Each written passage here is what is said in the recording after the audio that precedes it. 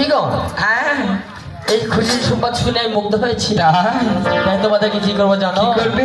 আগামীকালকে তোমাদের তিনজনকে নিয়ে সেই পাহাড় ঘুরে যাবো। তাই এই যে সদাগর মহাশয়, হ্যাঁ বলো। আপনার ঘরে রানী আছে, আমরা যাবো কেন আপনার সাথে? আরে আমি তো বাড়ির মানুষ, তাহলে কি আপনি বাইরে কি করেন না করেন? তোমার সখী না, তোমাকে কি আনন্দ ফুর্তি করতে হবে না? আমরা আনন্দ ফুর্তি করবো, আমাদের টাকা দেন, আমরা চলে যাবো। বেশ, তাই করছি। কোথায় খবরের সাহেব?